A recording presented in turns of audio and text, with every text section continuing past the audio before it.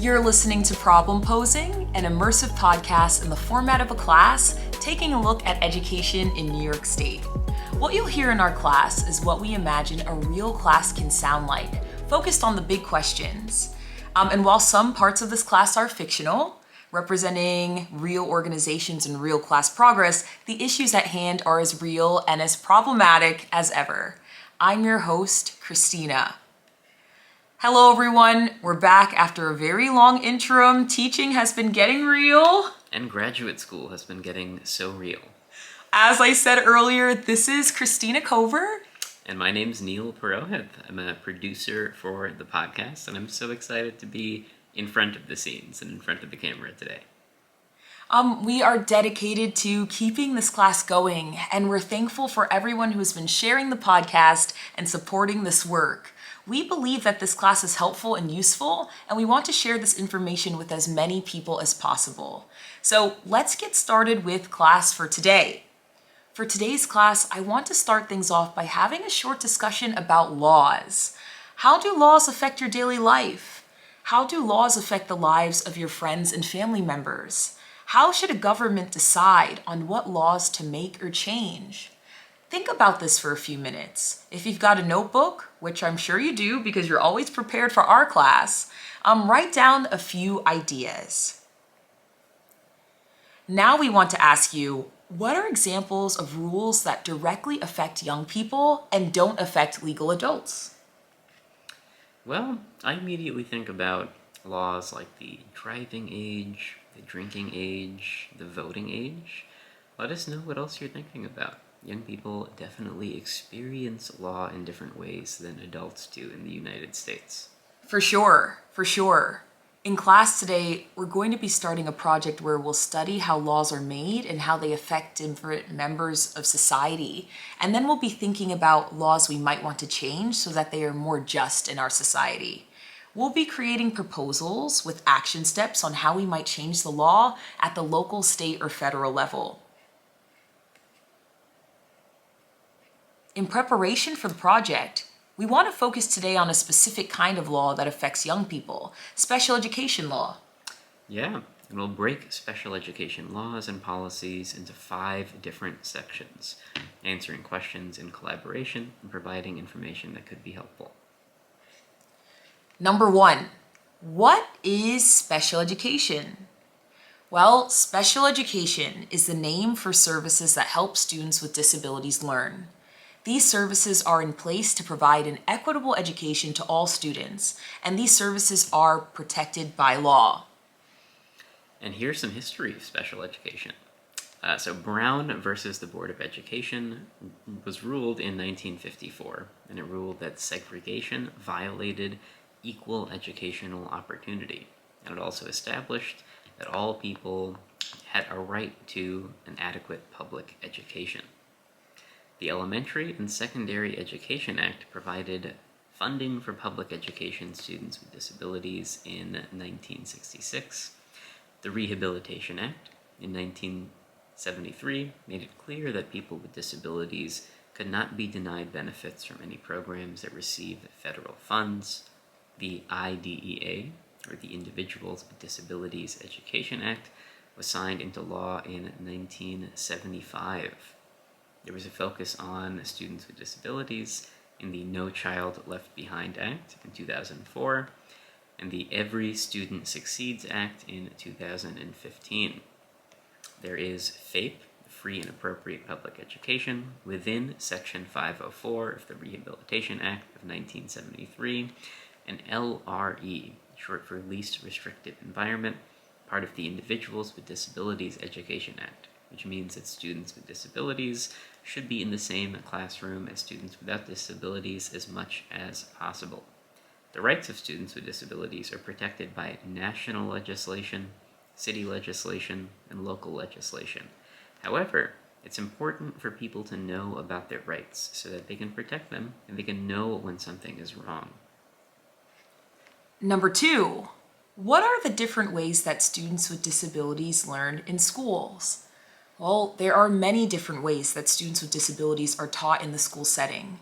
Often students may notice that there are more than one teacher in their class, or that there are teachers who go into different classes throughout the day. But it's powerful to have the language to know what's going on and how schools work to support students.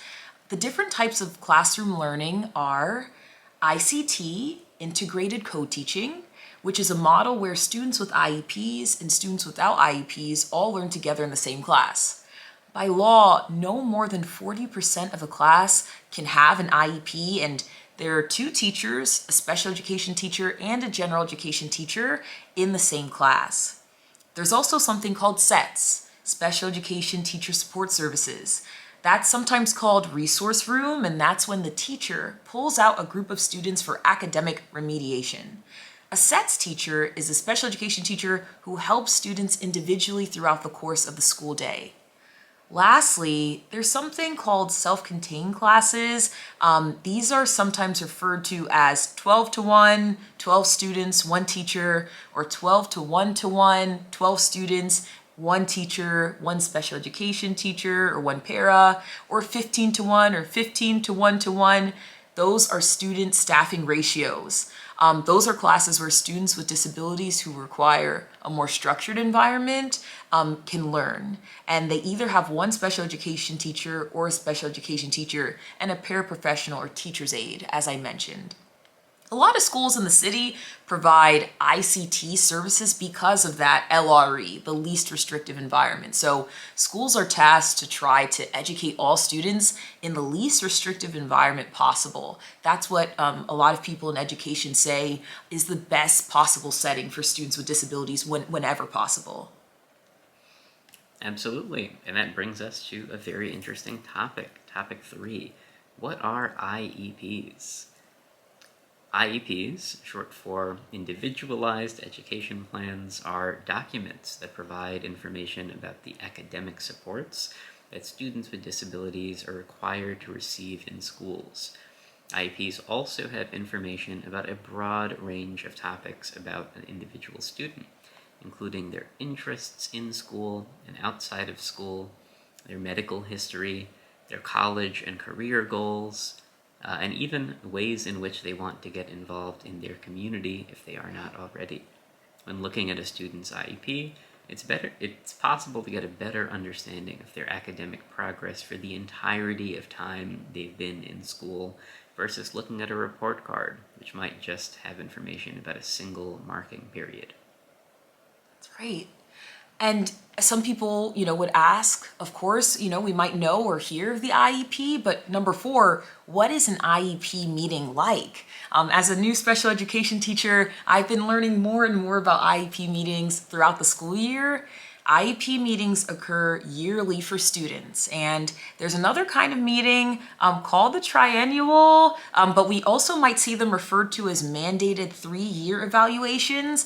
Those occur once every 3 years. So during those meetings, there is a reevaluation of all of the services that students have listed on their IEPs, and new testing and evaluations often happen at that time too, some assessments.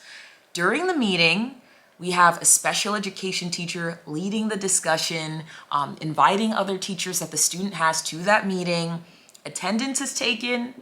There's a review of the parts of the IEP, and there's time for the student to ask questions, share information they want to share, and time for the student's parent and or guardian to share information or ask questions too.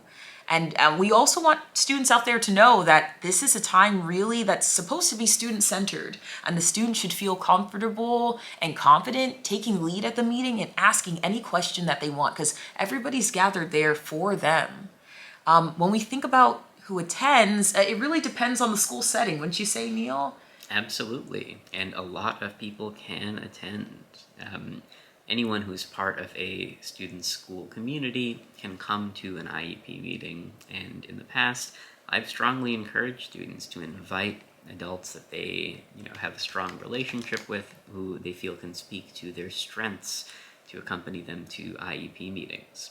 Some of the folks who may be at an IEP meeting are a special education teacher, general education teacher, a school psychologist, a school social worker, a speech-language pathologist,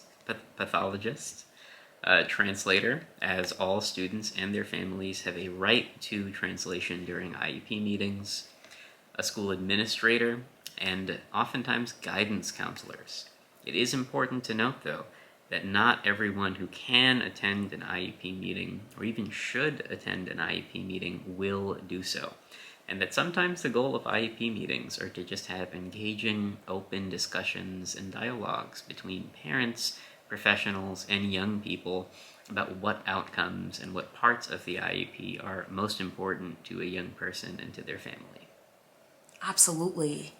And I think something that is most important of all as we tie back to that idea of laws and what affects young people. Number 5, what rights do students with disabilities and their families have? It's really important to realize and know that not all schools in New York City can accommodate all students with disabilities. And so if a student zone school cannot provide them with the services they need, it's their school district's responsibility to place them in a school that can provide them as close to the zone school as possible. And so there can be many technicalities in this space. Yeah, and I actually have personal experience with this. When I was a young person, I used a wheelchair, and my local elementary school was not fully accessible.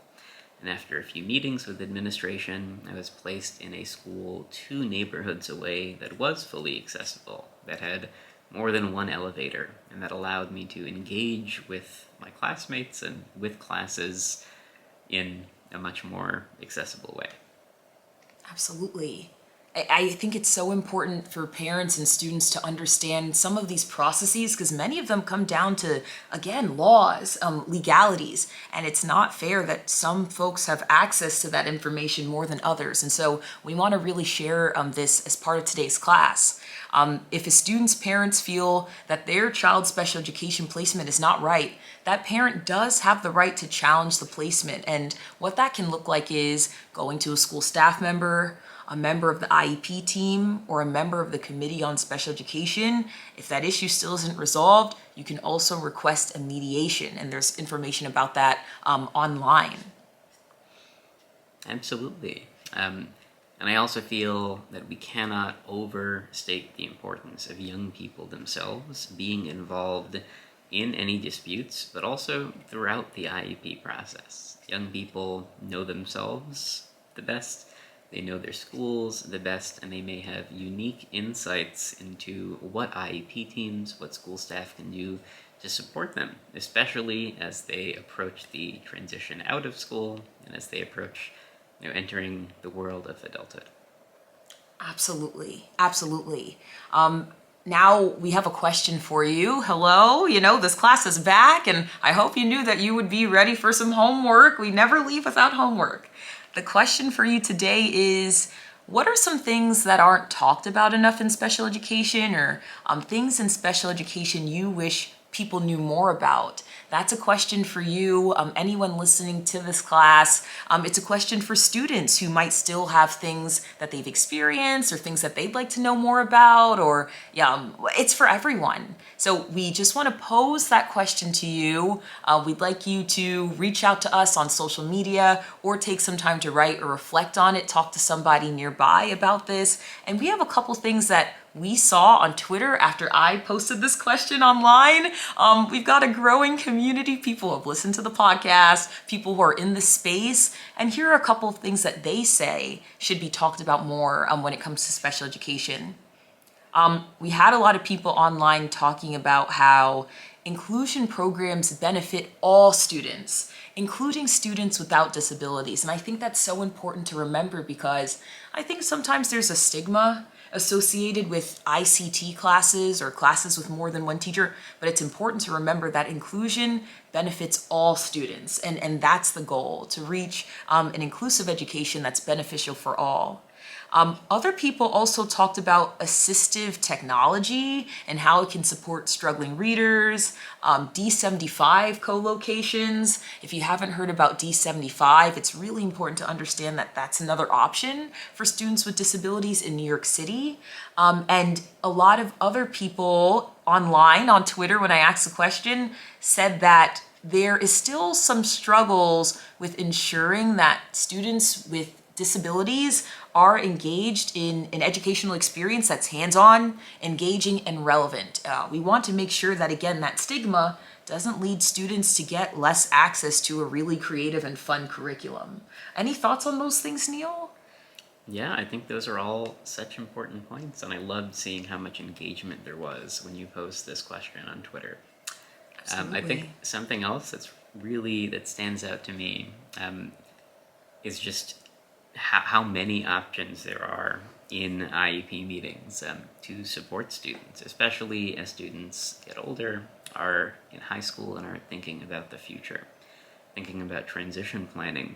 It's not just the supports that can best help a student in school or getting to or getting back home from school that should be included on an IEP, but a student's hopes, a student's dreams. On a transition plan, a guidance counselor or other school staff can support students in exploring career options, in getting connected to people currently working in a student's field of interest and learning more about it that way in a really hands-on approach. There can be information about community engagement, volunteering, internships, and the IEP can really be a great tool to ensure that any young person has an opportunity to, enter their future with confidence and with a knowledge of all of the wonderful things that are out there in this world. I completely agree. I think there's a lot of discussion citywide and nationwide around dyslexia, particularly in language-based learning disabilities, around reading and what it means to teach reading. And there are a lot of conversations around the civil rights protections to an appropriate education and how that knowledge of that can give families access to resources so that students who might have reading struggles can maybe access a more evidence-based instructional curriculum or instructional methods from a teacher. And so it really is a national conversation right now. A documentary that just came out, The Right to Read, Sold a Story, a really great podcast that we're big fans of. A lot of conversations around what does it mean to really access information that can help you and your students or students and families feel empowered to get the best educational experience that they can. And these are issues that align with race, align with class, align with economic status. So we're glad that we can share this class information with you, and we hope that it's a helpful resource as you begin or continue to pose these problems and ask these questions. Absolutely. There's a lot more online and a lot more to discuss about this topic. We might need to come back with a part 2, but at this time, we're so thankful. Thank you so much for being followers of the podcast. Thank you for listening. Thank you for joining class. Thanks to everyone who helped with this episode. And thank you so much. We're weeks away from summer. Hope you have a wonderful rest of the school year. And thank you for joining us. Yeah.